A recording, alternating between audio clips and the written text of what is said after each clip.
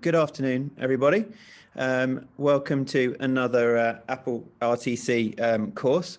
Today it's on learning portfolios with Tapestry here at Heronsgate Primary School.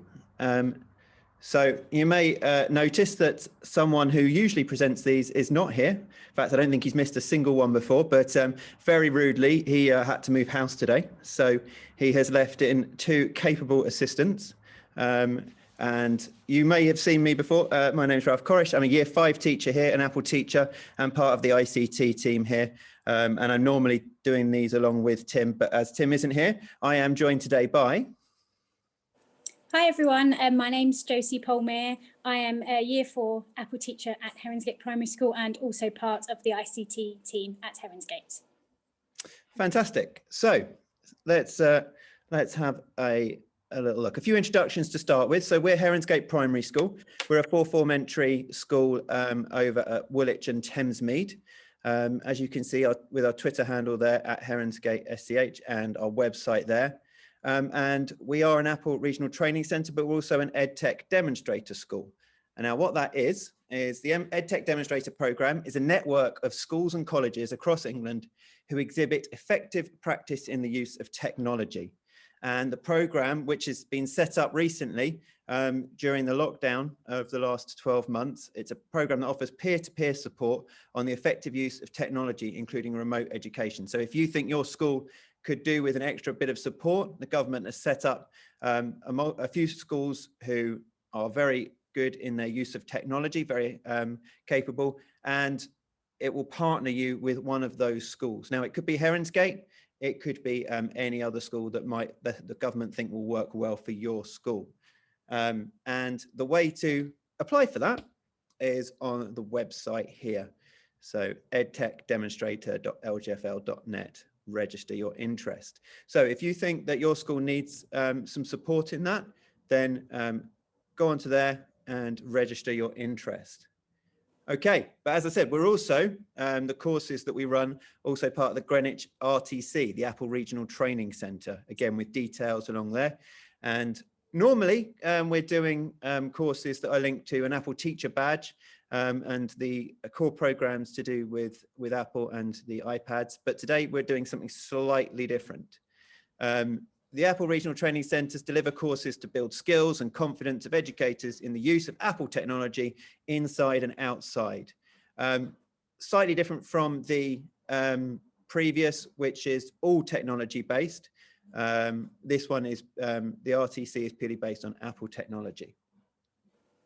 So today we've done our welcome and introductions. We're going to be learning about learning portfolios and have a look at Tapestry. And how it can be used for remote learning. We'll have a little live demo, and then if anyone's got any questions at the end, then they can ask any questions. It will be a little bit shorter than normal because we don't have like an Apple teacher badge to try and get as we normally do. So there won't be that at the end. So I wouldn't expect it to last quite as long as the usual ones that we do. But let's see. If you have any questions, then you can put them in the Q&A box, and there is the raise hand option as well. I think we'll probably mostly just use the Q&A box if there are any questions. And while I'm sharing the screen, Josie, like this, then I can't see any Q&A. So if you do see any questions pop up, then let me know. Firstly, though, we are going to do a quick poll to see the people who are watching.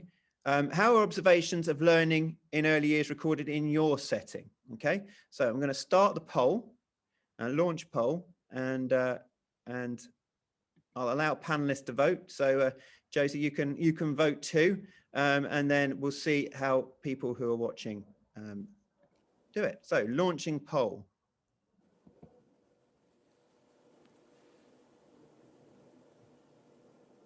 Okay. It seems very predominant so far that the people that have voted predominantly are using Tapestry. And we've had a couple for some people using paper and Post-it, so that's good. So so if I end the poll now, I think we've had 92% of the people vote. So let's end that poll and I'll share the results. So as you can see, people using Tapestry a fair bit already. Fantastic. I hope you learn a little bit while watching here. But particularly that person, maybe there's the people I should say that are on paper and Post-its. Maybe this will be a good thing just to see if you can pick up anything, see if you think it would work for your school. And then, as I say, if you have any questions or you want to investigate it further, then that is excellent. All right, so I'm going to stop sharing that now and I will have a look. So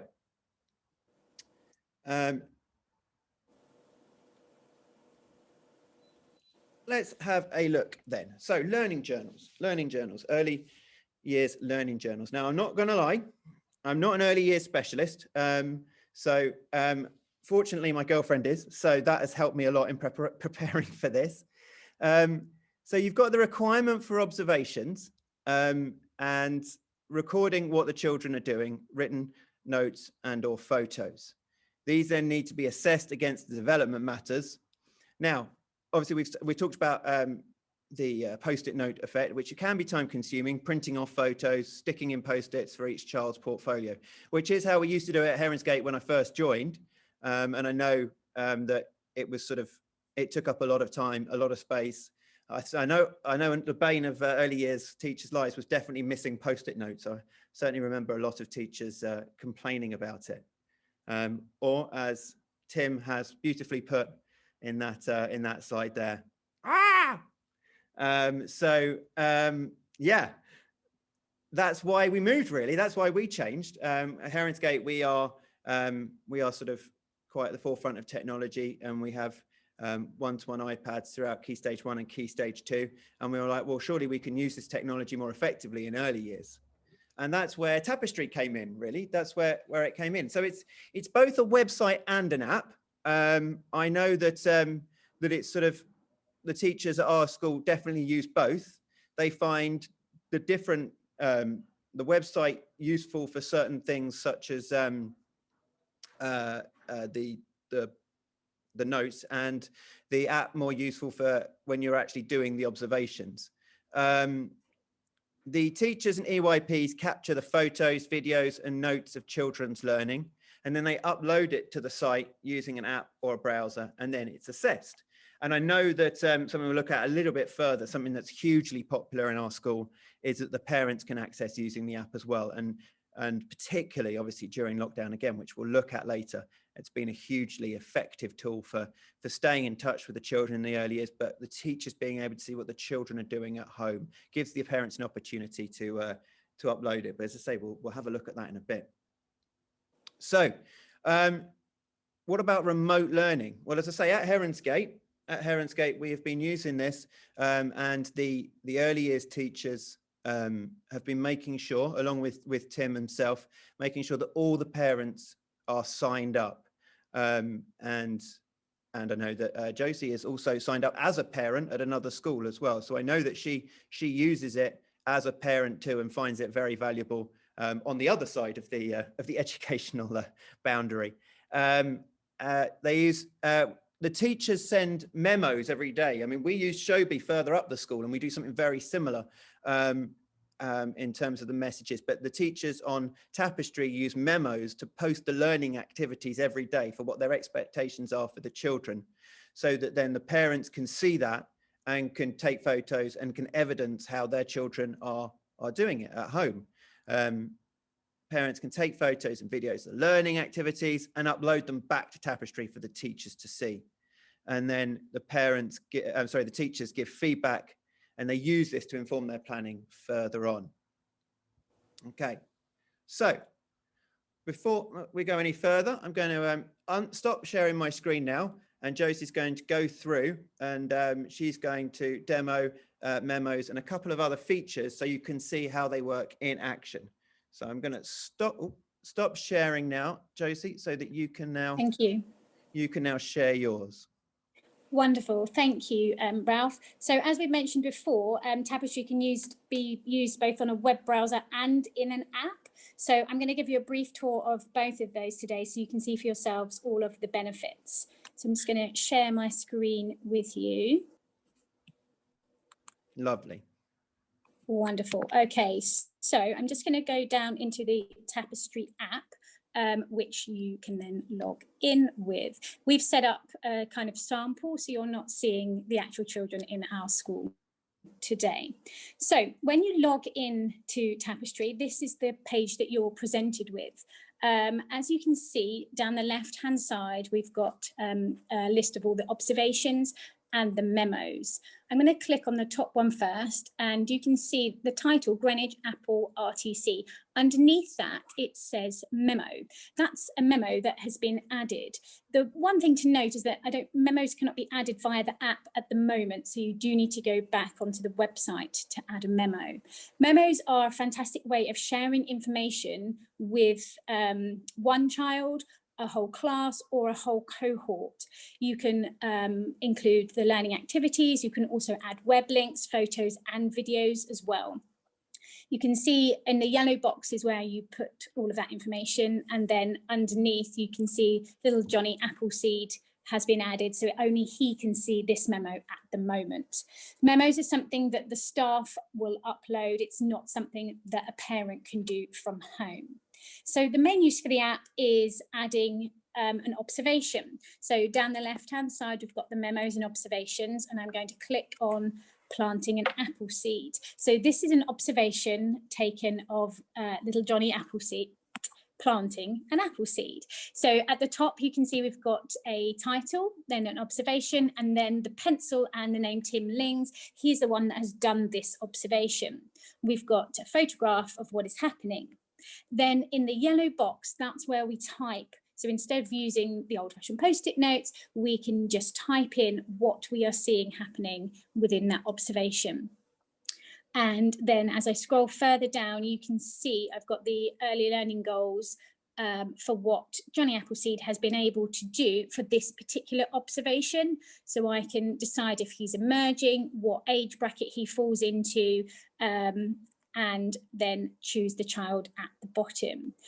As at the top, you can see there's an orange box, circular box, says not in journal. Then down the bottom, if I want to publish this and make it final, I would click add to journal. Once it's added to the journal, the parents can also then see it at home.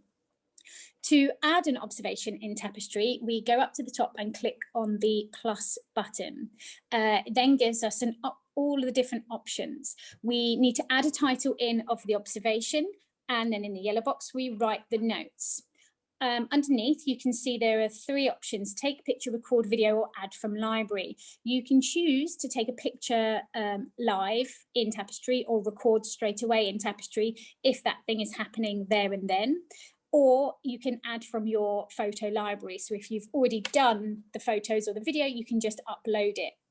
You would then select pick children, and you will choose from your list of your class which child or group of children that observation applies to. So I'll click that, a little tick comes up, and then I press done. And then further down, we've got pick assessments. Now, when I select pick assessments, I can go into early years foundation stage and decide he's been growing apple seeds. What's that area of learning? We could look under the world, what age bracket he falls into, and then we've got all the early learning goals that we can scroll through and select. And when I select them, you can select multiple ones to go into the journal, and if I click done at the top, you can see that they come up there. So I'm not going to upload it at the moment because it does need a title, which I haven't done. So for now, I'm just going to press cancel, and I will delete. I was going to say, where it said the select children, if you wanted to add a whole class, at the bottom there is pick children. There is a obviously, because you're just on Johnny Appleseed, but you can there is a filters thing at the bottom where if you wanted to add your whole class, if it's something you'd taught them, then, or you wanted to select multiple children because they were playing together, then you could filter it out so that it was just the sort of children in that class. Thank you. Okay, so then that would appear on the left-hand side as another observation that you have done. Now, as a parent at home, viewing Tapestry, you have very similar options. So you would click on the plus button, add a title, add some notes, add picture, and add your child. The only difference is at home is you don't pick assessments. You are not assessing your child as a parent. Once the observation has been uploaded, like on this one down here of Johnny Appleseed planting an apple seed, there's the option at the bottom to add a comment. This is where the teacher could add in a comment. If we save the comment, it comes up, and then the parent would be able to see that at home.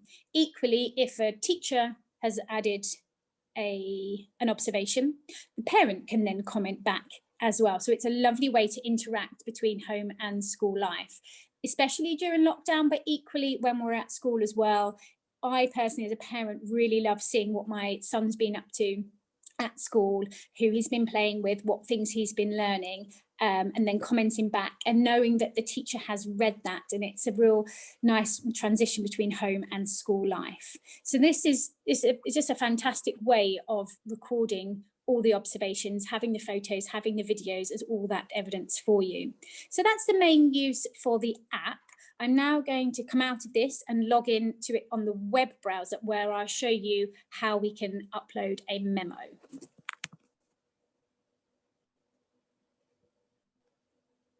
So I've logged in here on my web browser. It's slightly different. It's got a few more functions, but under the main section on observations, we scroll down and we can see that same observation on the screen. In green, it tells me which child I have selected. In the little blue box next to that, I can see that a comment has been made. This one is not in the journal yet, so I would need to upload it still. Again, to add another observation in the web browser, we simply click on Add Observation. We select our children, add the title, the notes, and then whatever media you would like to add. You can then go into the early years foundation stage assessments and add the early learning goals to their observation. And then you would click Save. So other options in here for the web browser, we also can select different children. We can look at their reports and get a nice overview of all the tracking that's taking place. I can't show you this today because we only have one child on the system, but memos is what I want to bring your attention to. When I click on memos, I can scroll down and I can see which memos have already been published, who they've been published by, and which children have been selected to see them. This is the feature that we need to use and that we use at Heronsgate for when we are sharing our home learning with the children at home. So I would click on Add Memo, and then I'll scroll down and I will click Select Children and add a title and add some notes about what it is I wanted to add. And again, once again, add any mixed media that I wanted to. If I wanted to add a video, upload a video of someone reading a story or explaining the work, or some slides with their phonics activity on, then I can do that. And that's really an overview of Tapestry for the app and Tapestry for the web browser. And hopefully, if you aren't using it already, you'll see that it's got some amazing benefits and it's really easy to use. And although we're not looking at it, Josie, that tracking tool is very, very useful because it shows you which of the early learning goals that the children have hit, and then which ones you still need to work on over the course of their early learning journey. So although we're not going to go into the tracking on that one today, we're just focusing on being able to do the basics and helping you out during lockdown and everything. That tracking is very useful so that the teachers, when planning their future lessons, they know which areas the children still need their work on. Lovely, thank you. Okay, so I'm going to stop sharing my screen now and we'll head back over to Ralph. Okay. Wonderful, thank you. So I'm just going to go back to sharing my screen with the presentation on. And there we go, lovely, excellent. So yeah, let's have a little recap on what we've just sort of seen there. So the best thing I think about for Tapestry is sort of the convenience of it for the adults in the school, and the convenience and the enjoyment of it for the parents in terms of seeing their children progress, which they can't do in a sort of post-it note format because you can always, you can have them out during parents' evenings, for example, but you can't see them. Sorry, I just had a question. Can the parents access the memos from apps or only from web browsers? I can answer that if you like, Ralph. I believe during the first lockdown that the memo feature was only available during the web browser, but now it's accessible from the app, so the parents can see the memos within the app. I hope that answers your question. Cool, thank you, Catherine. Brilliant. So yeah, so I know, yeah, it's when we're saying about the parents seeing it, say they can come to parents' evenings and see those post-it notes, but actually the ability to see what your child's done that day, every single day, and seeing how they are progressing is a really powerful tool. And I know Josie mentioned about the fact that it can create that dialogue between the parents and the teachers as well, which is hugely important.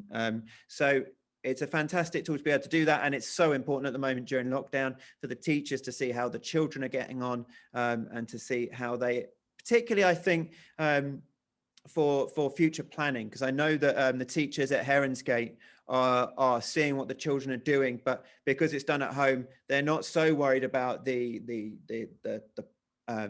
ticking off necessarily the early learning goals, but they're using it to definitely see which is going well, and they can use it for their future planning. So that's really, really useful. So a few things to think about on a sort of practical basis.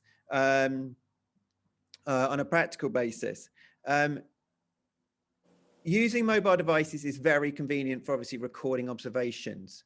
The app itself works on the iPad, the iPhone, the iPod Touch, as well as Android and Amazon Fire. So even if you're thinking about this as a school, I know we're doing an Apple RTC, but you think, oh, well, we've got some Android devices, or we've got an Amazon Fire, they work fine for that as well. So you can use those as well. So any mobile device is excellent. And obviously with early years as well, you want to get them outside as well. You want to get the children outside. So something that you can take outside is particularly useful. Something that sort of has to stay on a desk isn't really very useful for that. Think about, if you are the one that's thinking about, well, will you provide devices to the staff, think about what is going to be the most appropriate devices for you and your school. We make sure that in our school, every member of staff has an iPad Pro, and all the teachers and EYPs have Apple Pencils, I believe. So as well, to help them with that, so they can go outside. Another practical thing to think about is the Wi-Fi. I know early on with this at Heronsgate, our Wi-Fi is generally very good now, but early on when they started doing this and they were taking the iPads outside, and the signal wasn't that strong out in the early years playground. So they were sort of trying to do it, but it was a little bit glitchy with it. So they sometimes had to come back in to record it before they could go back out again.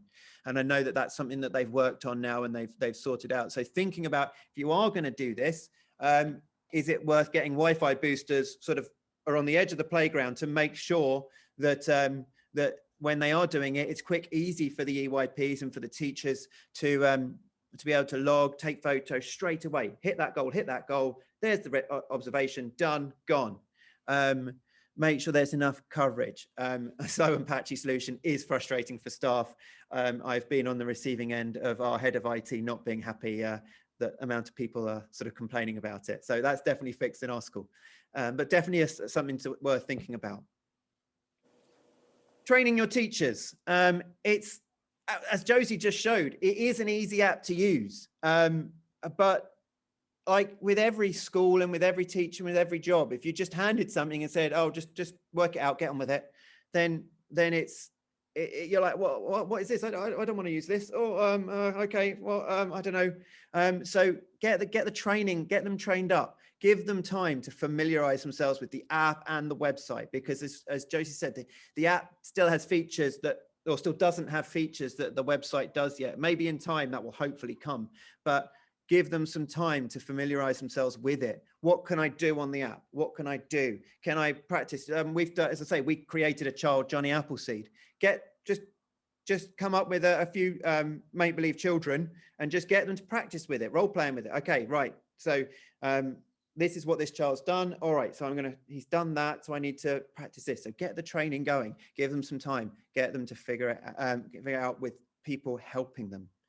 And as we have sort of talked about quite a lot, the parents do really love Tapestry, and I know that that we've really hammered home to the parents. We've made sure every parent is signed up to it. In fact, as soon as the children arrive at Heronsgate now, they are signed up to Tapestry. It's one of the things they have to sign up with when they start their children. We've done workshops with the parents as well. So for the slightly less tech savvy parents, we've offered training and workshops with them to help them. And we've also always encouraged them, if they need any help, to come in, talk to the teachers. Obviously slightly trickier at the moment with COVID and stuff, but if they do need any support, then I know Tim calls parents and helps them out, along with our other IT support as well. And parents can submit, as Josie showed you just now, parents can submit observations from home. So they can send to the teachers what they're doing. The teachers can respond. And I know that the teachers are very appreciative of the parents that are getting involved and are sending things, because obviously for teachers at the moment during lockdown, it's difficult if you don't know what your children are doing. You don't know if they're doing it. You can see if the parents log on, because it shows the activity and it shows when they've logged on. But it's really fantastic that for the teachers to see their learning. So get the parents involved, because it really does make a huge difference. And almost lastly, use for remote learning. With parent access, it's a great vehicle for remote learning. Share videos, images, text with your class. I know sort of my girlfriend who works at the early years of this school, she's sending a video home every day to say hi to the children, to sort of talk them through what their learning is, to read them stories. So it's a fantastic way of use for remote learning. If you wanted to demo any kind of things to do with maths or anything like that, you can do a quick video and you can send it out. Or if you've got anything you want to explain to the parent, you can do that too. Parents, as we said, can submit photos and videos of learning at home. Okay, it was a whistle-stop tour. I said it'd be about half an hour, 28 minutes. That's pretty good going. But if anyone has got any questions, then we might be able to answer you now. Hopefully that just gives you a flavour of what Tapestry can do. And also, I think the key there is quite how straightforward it can be as an app. How straightforward you can get it running in your school. The teachers will not need too long to get themselves familiar with it. And before you know it, they'll be up and running with it, and they'll be making those observations quickly. And you'll be not missing your Post-it notes, I'm certain. So if there are any questions, then we'll give everyone a minute. If not, then we will wrap it up. I think I do have, oh no, we've done that one. So yeah, fantastic. So slightly going into the future. We have a question. Same person, Catherine, thank you. When you print or save out the learning journal at the end of the year, are the memos included or just the observations? I can answer that one, Ralph, if you like. Thank you, because I did not know the answer to that one, so I'm really glad you know the answer to that one.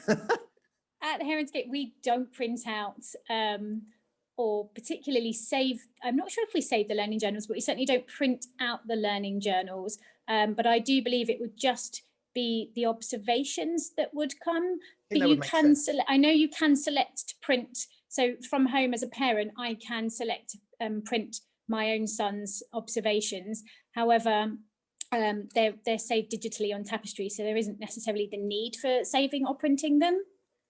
I hope that helps. I mean, at Heronsgate, we're sort of a very big drive of no printing. We're sort of the only exercise books we still use are maths and English, and certainly we try our best not to print anything. But as Josie said, I think it makes sense.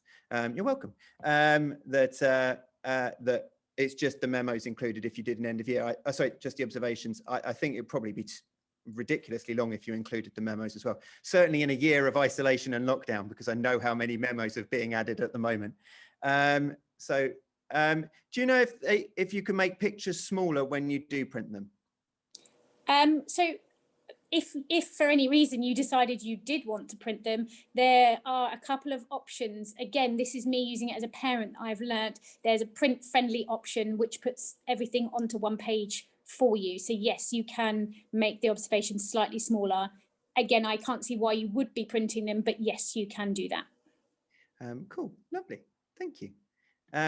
Brilliant.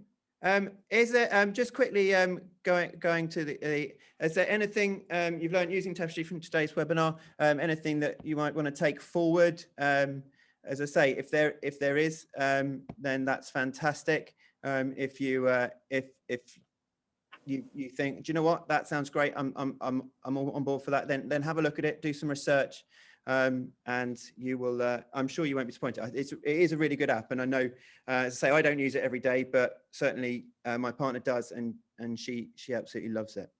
So upcoming webinars, back with the main person in charge, going back also to some Apple teacher badges as well, because we're making our way through them this year. Making videos with iMovie, something I'm sort of very confident about, which is good, on Tuesday the 9th of February at 4 p.m.